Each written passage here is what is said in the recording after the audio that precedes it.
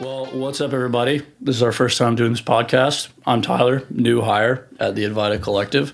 Started working a week ago, and it's been a whirlwind of a job so far with a lot of different roles, a lot of different cool stuff in real estate, finances, and now we're doing this podcast. So Super excited. Speak Super on excited. what the thought process behind the podcast is. Yeah, we as we've grown, it's just harder and harder to communicate effectively with everyone, and we've got so much great stuff going on throughout the company that I really wanted to share. Give everyone visibility into the things that they may not be directly involved in, but would like to know.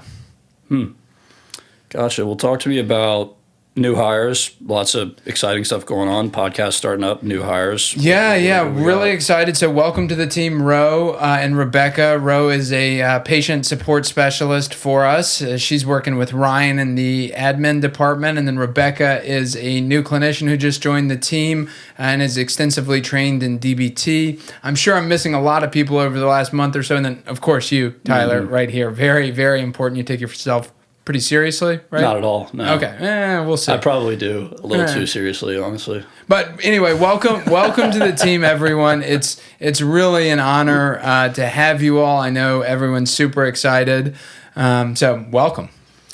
Cool. Well, another exciting thing going on is the company's transitioning to the Microsoft cloud infrastructure. I know for me, I can't figure out where anything is so far. We were doing the planner yesterday, and it took me and Devin it took her 5 minutes to show me where it actually is, because I've used Asana in the past. And It's basically the same thing. On Planner, but how's that going? So the Microsoft transition, I think, is going really well. We've got the big deal this weekend is when we actually switch over our domain and email. So everyone's going to need to send a test email saying that they're able to log in and everything's working well. Ultimately, this has been a long time coming. We've been talking about this Microsoft transition for 6 to 9 months. Microsoft's just geared much more towards enterprise scale. It's also got a lot more security features, which are going to be really important to us. Plus, it's got this whole suite of services. I had no clue what the transition to Microsoft really meant. I really just thought we were kind of switching where we had documents. But as we've been getting into it, there's so much functionality in Teams. There's so much functionality in the SharePoint. I think this is really going to help people stay on the same page, communicate more effectively, and have quick access to the resources they need. And I can't go any further without just saying huge shout out to KG for managing this project, and then also Devin for, as always, just kind of helping pick up the pieces. So super excited about that. Yeah, I don't know that much about where things were before. So I feel like for the band that I'm in, we've always used Google Drive. Yeah. So we've just had everything in the cloud all the time. But anyway, yeah, well, cool. Let's see. Transparently, I don't know what some of this stuff is, so I'm just going to have you talk on it. So what's the next one? The next thing is PHP and outpatient detox. Yeah. So in addition, obviously, we've got the Microsoft transition, and then we are launching a partial hospitalization level of care that will start the first week of April. So if you're not familiar with what PHP is, it's kind of the highest level of outpatient substance use treatment. So it means that there are 25 hours of kind of group therapy, individual therapy, family therapy per week. But the idea being that this is kind of the most clinical work you would receive without being in a residential treatment setting. So one of our goals has always been to, deliver the greatest value in healthcare to our patients and to our, community at large. So PHP coupled with this outpatient detox are really important to that overall mission of delivering value. So if you think about, let's take the outpatient detox, not everyone's going to qualify. A lot of people need to go inpatient for stabilization, but there are a lot of people who are motivated to go through this process, and they don't necessarily need to go inpatient. This saves everyone a lot of money, and it also makes it more accessible to a lot of folks. So we're really excited to be rolling out the outpatient detox also in April. Cool. Next up, we got the values initiative. Yeah. So I have this really bittersweet thing going on. The values initiative was something that I was super involved in with Nick early on. We spent so much time wordsmithing our values, and we really wanted to bake this into the culture. We wanted our values to be used both with kind of our patients or clients, but also with our team on just how we give feedback. So over the last couple of weeks, the leadership team has been going through and delivering these values presentations. I've received tons of great input and feedback from the team. I miss not being there, but I think in some ways it's just better to, let the team do their thing. And I think probably more so than ever, we're really embracing our values and all 5 of them, not just 3 or 4. So super excited where that's going. How specifically do you feel like the values like structurally have changed within the company and like on what scale and speed? Yeah, so I actually, we spent a lot of time when we initially crafted the values is we wanted them to be universal. Yeah. So in terms of how they've changed, the verbiage hasn't changed at all. But I think as our company has matured some, there is this, we're able to focus more specifically on them. It's tough when you're growing and you're figuring everything out, to be grounded, for example, or when everyone's figuring something out, like it's hard to hold others accountable. You can't hold someone accountable and also be kind at the same time if you don't know what they're really accountable to and if that's a reasonable expectation. So I think as we've ironed out a lot of just the normal operational kinks of starting an organization, because to be fair, 2 years ago we had 25 team members, now we got 55. So we've grown a lot, and I think we're starting to mature and starting to hit our groove, and I think that's when our values can be embraced and really mean something. Interested. Do you think it's more the values changing or more just like, okay, we've got to be more like, we got to drill in the values more because it's harder to like work laterally with how many people are sort of I think involved? both. I think we want to, like, even this podcast, for example, is one of the goals here is to be transparent about what's going on and to really share information, talk about growth opportunities. That's another value. So I think like we want our values to permeate everything, and it's just hard. Like, as Nick used to say, when we first started this values initiative, he was like, we got to make sure that people get the right meds. Like, we got meds locked up in a gun safe right now. And I was like, no, we got to talk about our organizational values. Right. So I think it's just an iterative process, and it's always going to be changing as we're growing and changing. But I think we're looking to bring real intentionality for everyone on our team, understanding the values, and ultimately, like, really using that to give feedback to each other. Something that might be cool is, like, as people are watching, obviously this is only episode 1, but, like, as people are watching, like to reinforce values and reinforce like what different people on the team are interested in hearing about, or like different people they might want to see on the podcast. Like anytime you're watching the podcast, you hear something you're interested in, hey, shoot Trip a message or whatever it may be. Absolutely. You should get this person on the podcast, or I want to come in and talk to you about this thing, or That's exactly what we're hoping to do. I mean, as much as I love, just hanging out with you, I think it'd be great. I'm not that interesting though. You actually are. But yeah, we would love feedback. So send me an email. Eventually we'll have a form you can just complete online once we have this Microsoft suite all set up. There's going to be a lot of functionality. So yeah, please give feedback. We want this to be useful. I don't think everyone wants to hear me talk, but the idea being you could listen on your way to work one day, on your way home, and just have a better idea of what's going on and how you might want to get involved throughout the company. Cool. Well, let's take a second to celebrate Nick. Nick. 14 years of recovery, baby. Let's go. So huge shout out to Nick. I couldn't be more proud to work with someone like him. I'm looking forward to getting to know him better. This is my first week. So, cool. Well, let's go a little bit broader. So, kind of like CEO view, let's talk about like what's going on in the field, how you're positioning the company to kind of adapt to that. And then we can go more specifically there. So I think a week or two ago, I was on Will White's podcast, Stories from the Field, and we talked a lot about kind of just the macroeconomic shifts. A lot of wilderness programs have been closing. The proliferation of short-term residential treatment. And ultimately, I think it's painful. Evolution is painful in the moment, but this is good for the field overall. So I think one of the things we've tried to do for a long time is really align ourselves with where the field is going, and not just substance use treatment or even behavioral health, but really where is healthcare going? Because I think like it's all one thing, it's all very connected. So, we're definitely keeping an eye on just kind of the trends in the treatment field.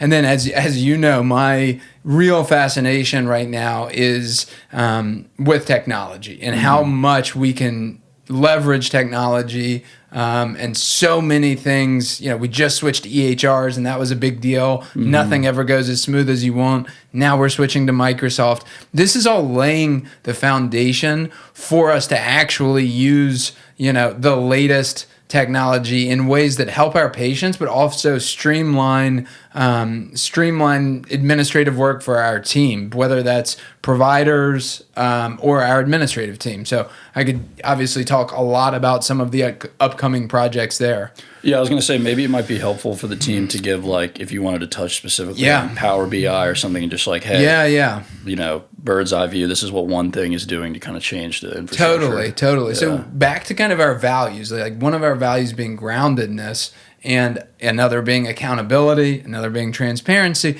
I think all of those really come into play around data. There's so much discussion at the leadership level, and no one wants to talk about, utilization. Did you hit your hours? But it's necessary, and we don't want to avoid that conversation. But in terms of so one of the things we're doing, the first thing was streamlining all of our reporting. And so what we've done is we've actually built connections from our EHR into a Microsoft platform called Power BI, which allows us to run analytics on it. We're working with a developer, an analytics developer. His name is Alp Actinez. It's been incredible. Absolutely love working with Alp. Big shout out to you, Alp. Hope you're listening along. So that was kind of phase one. So we're getting all of the clinical utilization data, medical utilization, scheduling data, all of that's in there. And then we can display it in a really pretty graphical format. And then we can actually automate it so these send out to the appropriate people on regular intervals. So eliminating tons of data entry, at the leadership team, they were always debating, did this happen or that happen? We're creating a single source of truth there. So step one is just getting all of that practice management type data in, making sure that we're managing well off of that. And then the next step is all of our clinical data will also be there for us to, run analytics on. So let's just take like a simple example. If you're the medical director, Matt Bader, you might be very interested in like prescribing habits. Are they changing over time? Do we have providers that have different prescribing habits? Do we like that? Do we not like it? All of this data will be there. So if we want to see like how many, benzodiazepine prescriptions we filled last week, we can report on that. So again, a lot of really, really useful stuff. This is what's considered just kind of your basic, in my opinion, basic analytics or business intelligence, but it will get much, much more sophisticated. And I will say, I'm proud to say that compared to, I've talked to some other folks in the field, and I think we're like a mile in front of others in terms of like what we're trying to do with our existing data, but it's nothing like where I want us to go. Yeah, I was going to say, so you don't feel like you're catching up. You feel like you're kind of out ahead, kind of getting the data structure together. Yeah. I think I think we are ahead. I mean, I think, this work with Alp, I've been blown away at, you get real experts in, and the amount of work that they can do and the insights that can be gained quickly is just unbelievable. So I had no clue it would have been, I'm going to call it this easy, not for me, but we're a month in and we have fundamentally transformed our understanding of how things work. So, so I think we are kind of getting ahead there, but I don't think that, just getting everything into Power BI, having everything in the Microsoft cloud is really going to keep us ahead for long. Going to AI more generally, do you feel like AI is like fundamentally changing healthcare in ways, or do you feel like it's more like, oh, there's this new tool that's going to be helpful and we should get on top of it? Or was it like it came in? Because I feel like ChatGPT hit everybody like a ton of bricks. Yeah. And now it's like, okay, we're running parts of infrastructure with ChatGPT. And so was it like, oh, shoot, this is the next thing? Or is it like, we might as well have something else that's helpful? Totally. So I don't think the impacts of AI are really being seen and felt by most people right now. Yeah. I think it's going to be one of those things where it does hit you like a ton of bricks. let me walk you through what kind of the phases that I see of this current kind of innovation initiative are. Sure. So, the first one, like we said, is just the basic data analytics in Power BI. That's kind of phase one. Phase two is setting up our entire cloud architecture so that we can collect both structured data, form fills, anything from the EHR, but then also unstructured data. So we could take patient conversations eventually, or if they're chatting with a patient support chat bot, something like that, so that we could take that unstructured data and also, use that to gain insight. So phase two is just setting up the architecture. Phase three is then going to be us actually starting to layer on AI. So we're working with a couple other developers to build patient support chatbots, things that really, really streamline the experience. I was talking to one of the gentlemen. I'm working with two guys from NC State. So big shout out to Bill Rand, who's the executive director of advanced data and analytics at NC State. He's done a lot of behavioral modeling. So he built a large model that predicted when there would be a wave of resignations in a company, which is kind of a proxy for culture. So when you think about how he did that, you can start to think like, can we predict when someone's going to have an acute mental crisis or, might have a return to use from the substance use side. So super excited to be working with Bill, also working with Donnie Hale, who's a PhD in statistics. He's also at NC State. So they're kind of helping provide a little bit of guidance on that.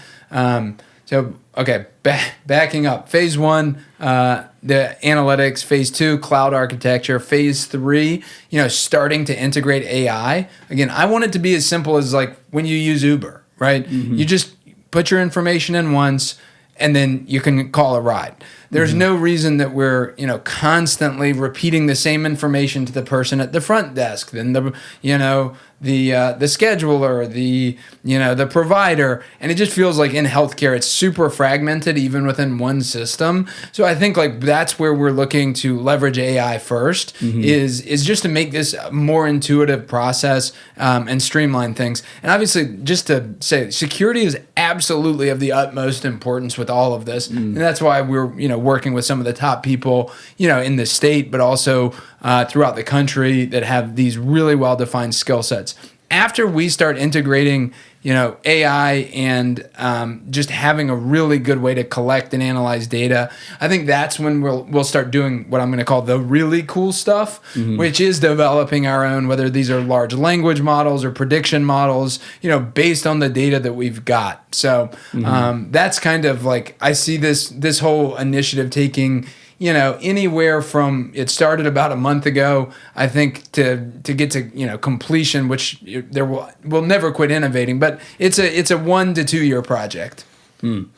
Interesting. Yeah, and not to harp on AI too long, but like what struck me about the way that you initially started talking about AI is like at the end of the day, AI is just a tool and everybody has different use cases for it or like goals for it. And it struck me that you were talking about AI like, look, this is a faster way to increase the amount of time we're spending with patients to just like, because I feel like honing in like, hey, there's this huge change going on. There's all this stuff going on, but what is it for? Like, what's the like central thing that it's for? And if at the end of the day, it's you get more time with the people in the company or the clients and stuff like that. So that struck me. Yeah. So I was like, I think healthcare of 21st century healthcare is really going to center around two main components. One, data and analytics. Like we need data.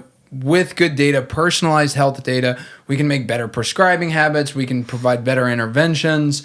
So I think that's super important. I see provider organizations of the future kind of being these like data warehouses, right? Like we have this massive amount of data on our patients that help us, personalize their care.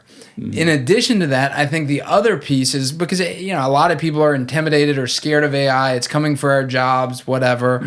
But I think that ignores the fact that like we are social primates and we thrive on connection. I think the promise of this innovation is that instead of focusing on data, focusing on writing your clinical notes, X, Y, and Z, you're really going to get to go back to focusing on the relationship, that piece, that patient-provider relationship that so often gets pushed to the side in modern healthcare.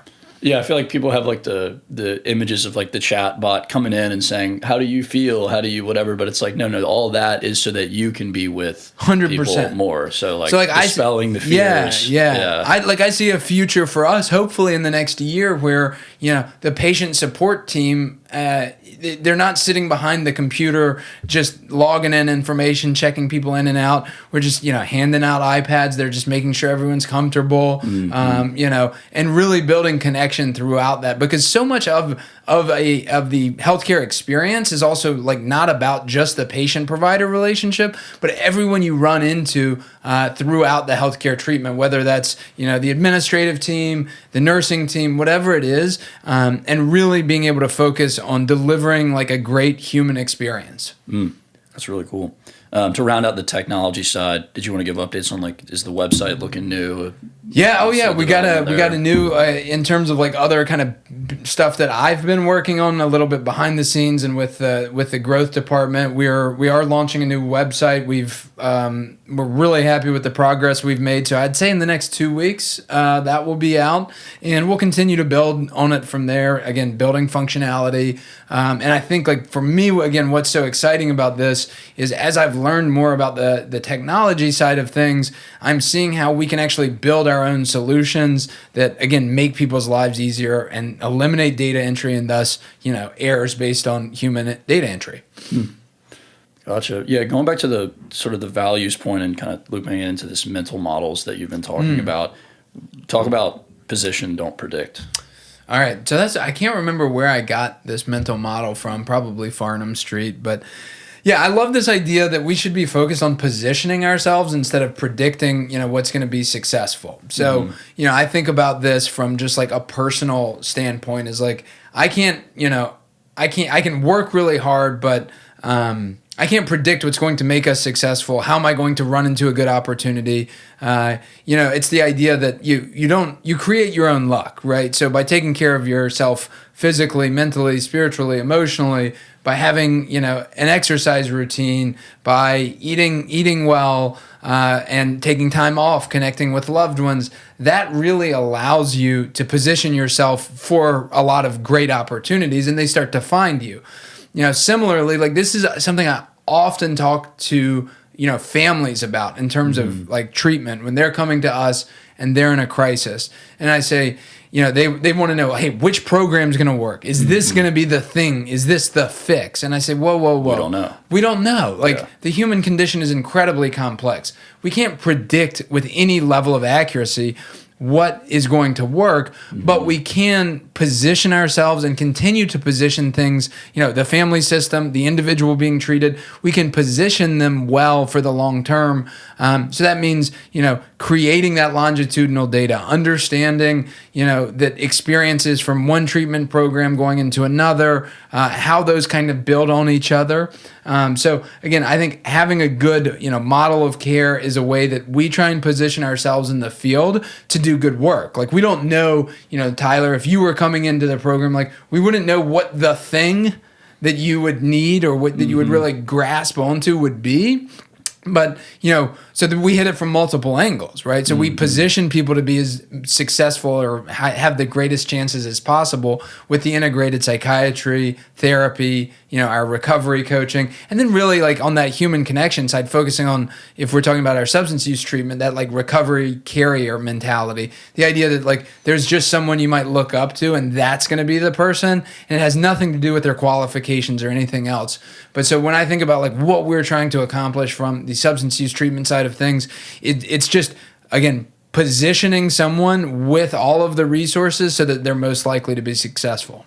I think it might be interesting to talk about that in the context of like how the footprint of the company is expanding right now, whether you want to go to real estate. Like I remember we were talking about, hey, what are the spaces that you want to create? What are the motivations behind those spaces? And how are those spaces fulfilling this idea of like, look, we're not telling you, here's what you need. We're positioning you in this space to have all these resources and access to all these things, if that makes sense. Yeah, and are you talking about as a client or patient of ours? Yes, or yes. Yeah. So I think, like when, again, integrated care is the thing I think about, like population specific whole person care. And like, what does that mean?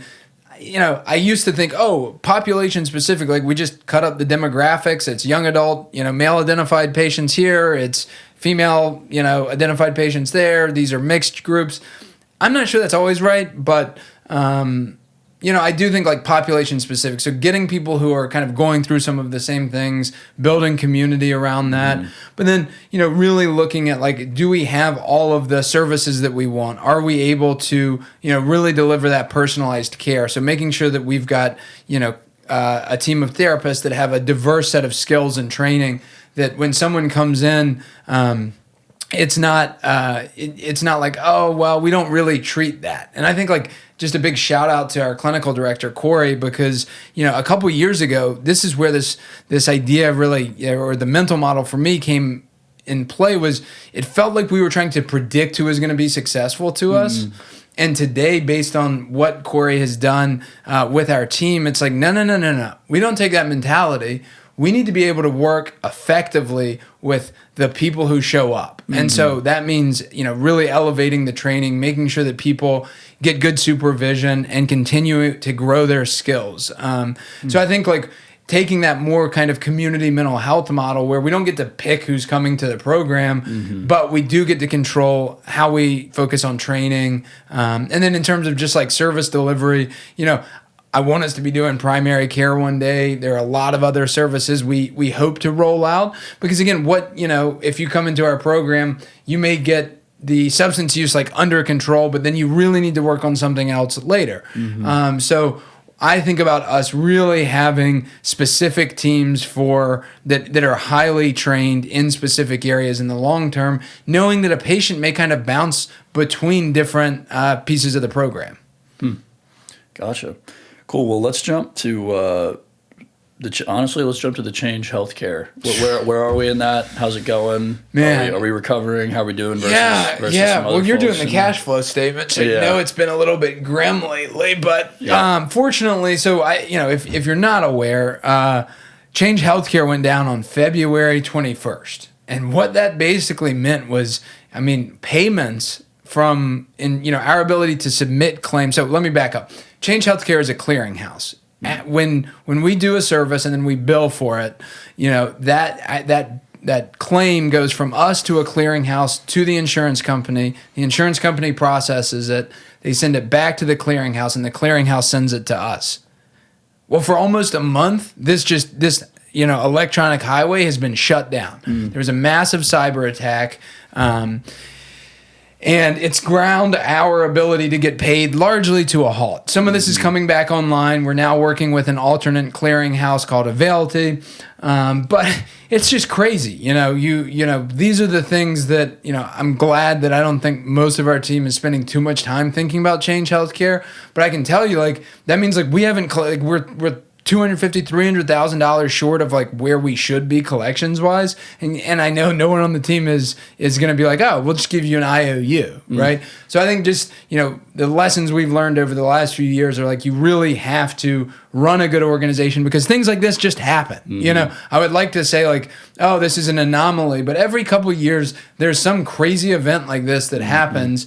And so having good cash reserves, being really in the numbers is super important. I am really optimistic. I think we're starting to see the payments pick up a little bit, but it's caused massive chaos for our billing department, and it's just been a lot of uncertainty. But this is true across the country. I feel really fortunate that we kind of got our house in order the last few months, because this is the kind of thing. Oncology centers are closing.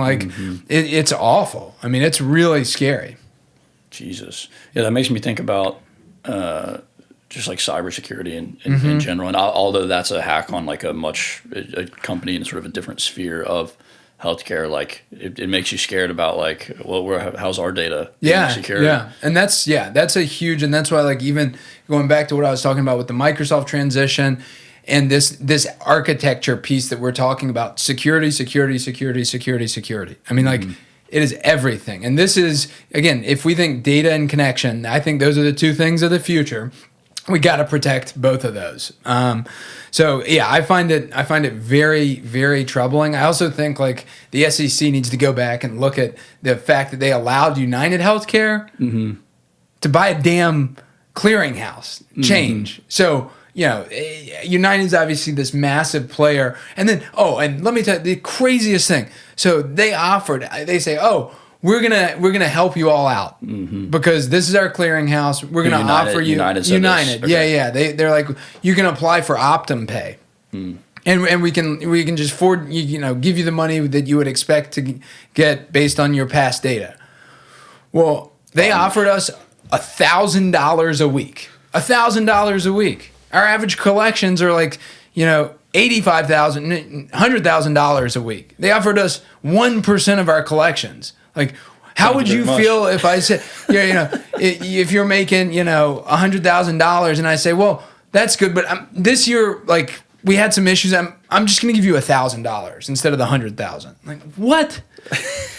And United's allowed to get away with this. So, I think there are going to be a lot of big changes. And I think, like, this is, quite frankly, like, this, Scott Galloway had on his podcast just the other day, like, this is an act of war. Like, this is what wars are going to look like in the future.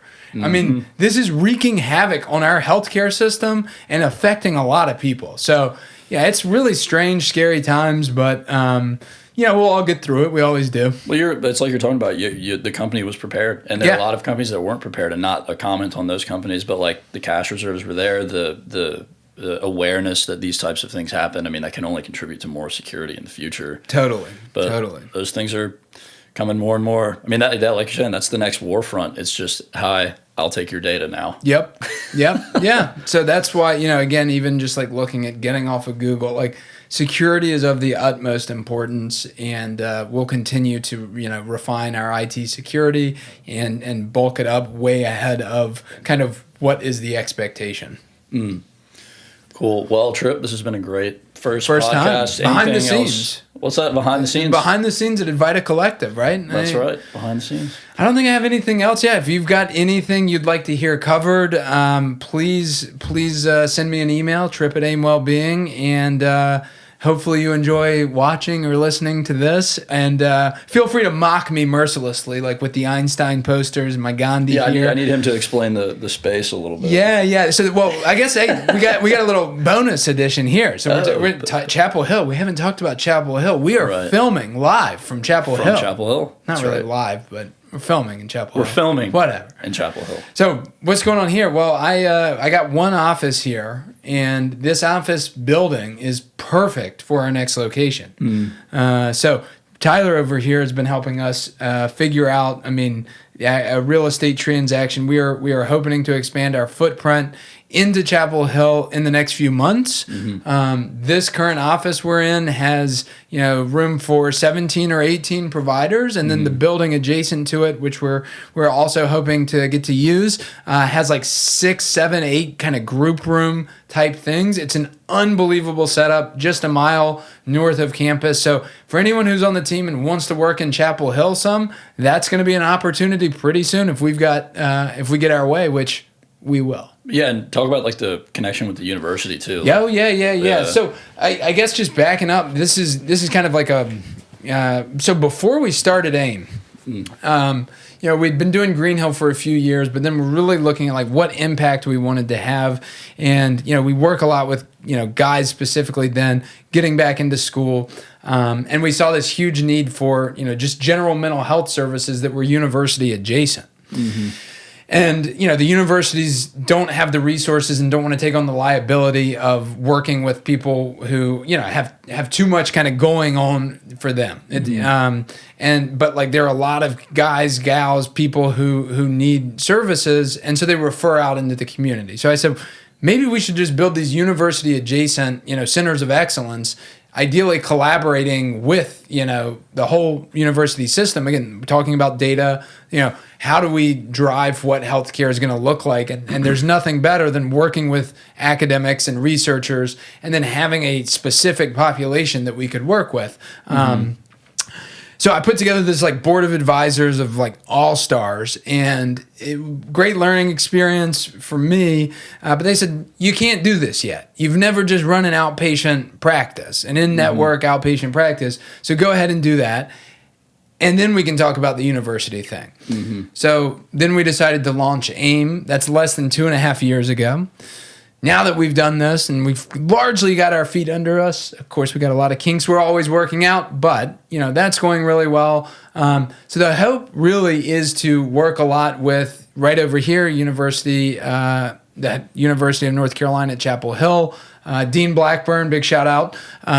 We're hoping to continue our collaboration and really just like build resources for the student body, because like there's a huge need, and there's also a huge need for affordable resources. Here in Chapel Hill, I think we're like way over indexed for therapists. Like per capita number of therapists is probably like here in Asheville are off the charts. But so many people are just cash pay. And like we're talking about college kids, and like if we're not talking about the top 1%, people want to use their insurance. So it's a real passion of mine to make sure that we can deliver, really high quality care that is affordable and accessible. And we're excited to roll that out in Chapel Hill coming up. Cool. And what are these? You might have mentioned a little bit.